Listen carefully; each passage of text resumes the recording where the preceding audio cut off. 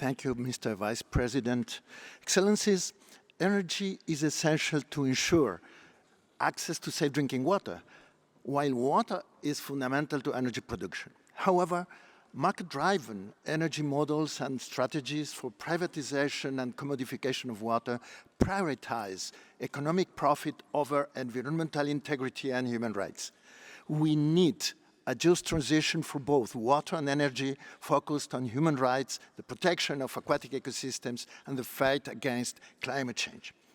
Large dams, new large dams, for hydroelectric power generation often flood inhabited valleys and cause severe environmental impacts. Thermal power stations, in addition to contribute significantly to climate change, emit sulfur and nitrogen oxides and cause acid rain. Nuclear power plants require large reserves of water and pose severe risks that make it unacceptable to use the downstream flows to supply safe drinking water.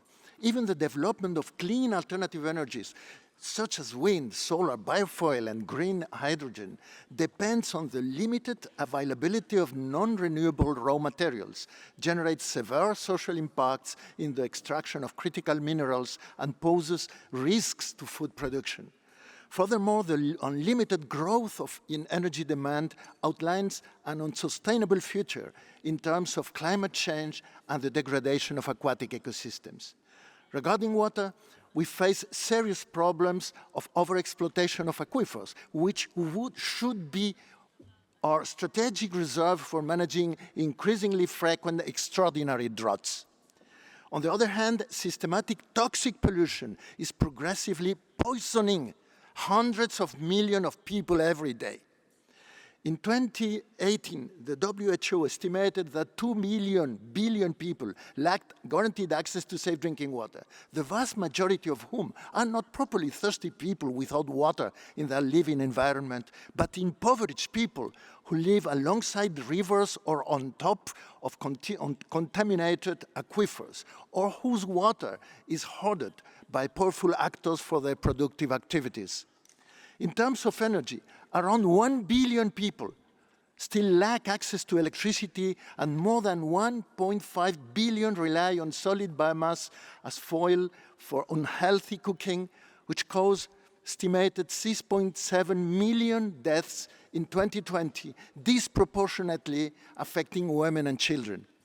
In response to arguments about scarcity to justify these figures, I insist that guaranteeing the human right to drinking water requires less than 5% of the water we extract from nature. And similarly, the clean and sustainable energy needed to ensure a decent life represents only a small fraction of total energy demand.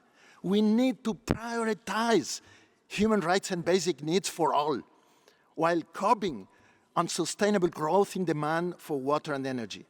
The uncontrolled and unregulated development of mega data centers under unacceptable opacity and secrecy is extremely worrying, as it is causing a dramatic increase in electricity consumption and significant new demands for water.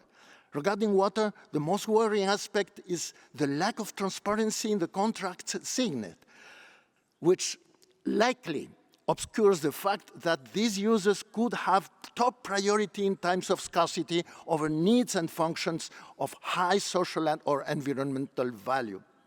However, without a doubt, the most significant risks arise from electricity consumption, which is already outpacing the development of alternative sources, such as wind, for instance, and solar, that can be used to power these mega data centers instead of being used for the energy transition. In fact, the large corporations involved declare they need more and more energy and are relaunching nuclear power, large hydroelectric dams, and thermal power plants with the corresponding impacts on aquatic ecosystems and human rights linked to water management, while undermining agreed climate change mitigation plans.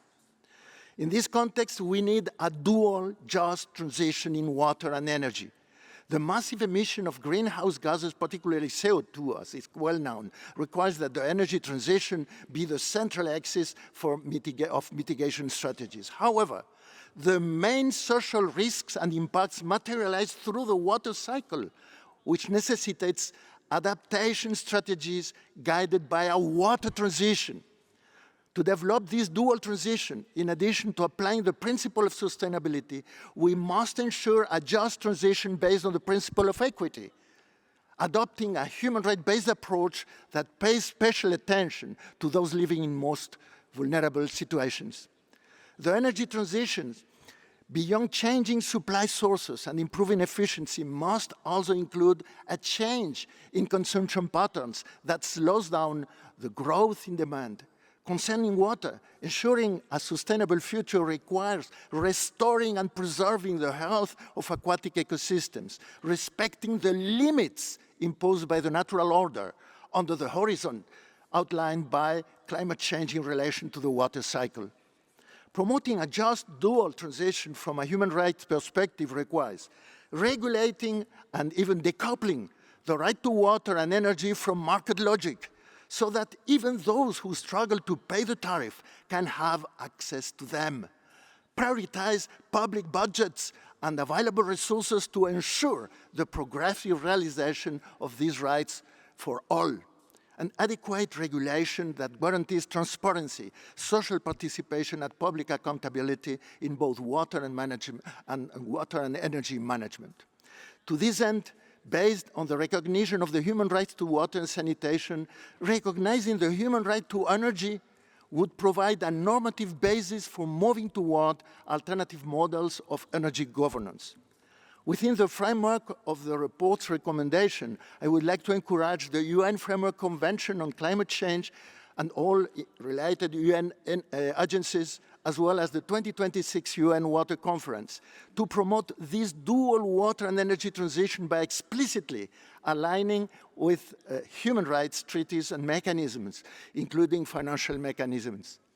Finally, given the alarming development of mega data centers, I recommend promote a moratorium and provide clear information on water and energy demands so that the sector can be regulated on this basis, prioritizing the principles of sustainability, equity and respect for human rights. Alors, en français, Monsieur le Vice-président, en ce qui concerne ma visite à Guinée-Bissau, du 10 au 19 mars, je remercie tout d'abord le gouvernement pour l'invitation et pour sa coopération. La Guinée-Bissau est un petit pays extrêmement vulnérable au changement climatique où la majorité de la population vit dans une extrême pauvreté. Son climat tropical est caractérisé par une saison de pluie et une saison sèche.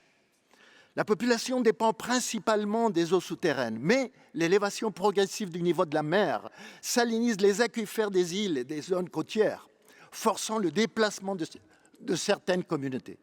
Dans mon rapport, je recommande de développer des stratégies de récupération et stockage des eaux de pluie pendant la saison humide, comme au Cap-Vert ou dans le Sertão brésilien.